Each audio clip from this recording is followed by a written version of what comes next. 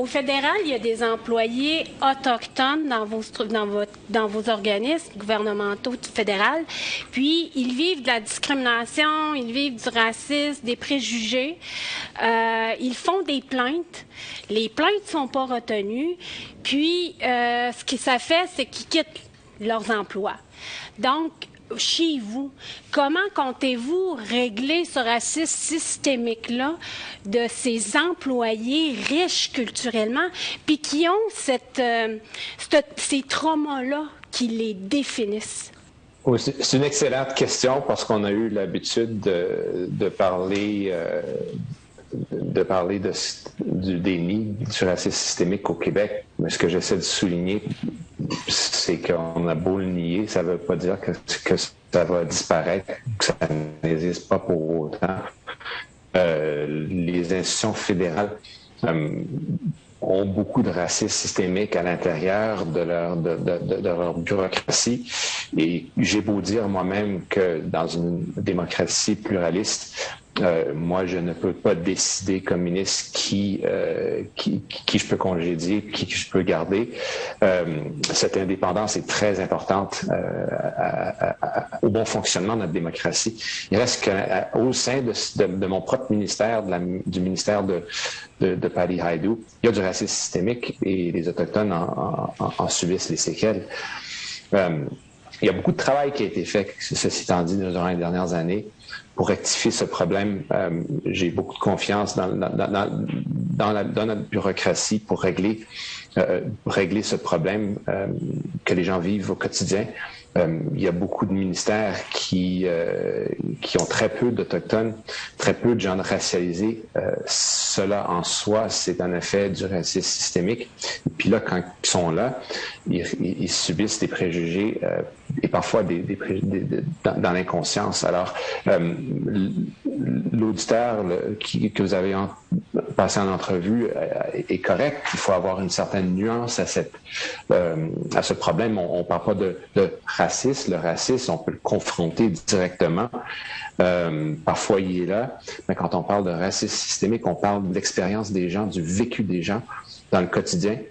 Et c'est quelque chose peut-être plus difficile à éradiquer, mais qu'il faut confronter absolument. Et on ne veut pas en venir à des situations où il y a des recours collectifs. C'est parfois le résultat, mais il faut l'adresser parce qu'on parle du droit d'une personne de vivre et de travailler en paix sans être jugé, sans être assujetti au racisme systémique dans leur quotidien, dans leur travail où ils gagnent leur pain. Encore moins dans les situations où les gens, où leur sécurité physique sont en question, c'est-à-dire face aux forces de l'ordre et face au système de santé. Une personne comme moi, n'ayant jamais eu crainte d'aller dans un hôpital, c'est pas le vécu d'une personne autochtone ou de très peu d'Autochtones qui appréhendent et qui parfois refusent de se présenter dans un système de santé hospitalier qui est supposé leur aider, puis que l'inverse arrive. Donc, c'est un problème de société, il faut le confronter, puis il faut d'abord ne pas avoir peur du mot. Les employés autodéclarés autochtones où ils cochent sur le formulaire qu'ils sont autochtones puis que personne n'a vérifié. Puis ces personnes-là, ces employés-là réussissent dans un environnement bureaucratique. Puis vous, là, en tant que représentant du gouvernement, mettons, comment comptez-vous contrer ce phénomène-là aussi? Il n'y a pas de réponse facile. On est dans une personne comme moi. D'habitude, de prime abord, j'ai pas le droit de dicter qui est embauché, qui n'est pas embauché. On sait très bien qu'il y a certains gens qui pensent peut-être avoir un avantage en se déclarant autochtone, en même temps s'imposer comme le contrôleur ou la personne qui juge ayant la discrétion finale sur qui et qui n'est pas autochtone. Ça fait partie de l'histoire du Canada. Alors, on est comme gouvernement, une position très difficile de dicter qui et qui n'est pas autochtone. On se fie à la bonne foi des gens. J'oserais dire, sans avoir des preuves à l'appui, que la vaste majorité des Autochtones qui travaillent au sein de la fonction publique sont en fait autochtones. Il faut bien croire les gens sur leur bonne foi, mais dans tout contexte. Et puis, vous, comme journaliste, ayant couvert ces enjeux, vous l'avez constaté vous-même, il y a des gens qui essaient de jouer un peu avec le système. Pas de solution facile à tout ça. C'est un enjeu croissant au sein de la société, mais c'est quelque chose dont on n'est pas aveugle à l'existence. Est-ce qu'il y a une table de concertation entre le Québec et le Canada pour enrayer le racisme? J'ai pas une de façon formelle, disons, qui fonctionne à sa juste valeur. J'ai toujours cru en la bonne foi des ministres avec lesquels je travaille.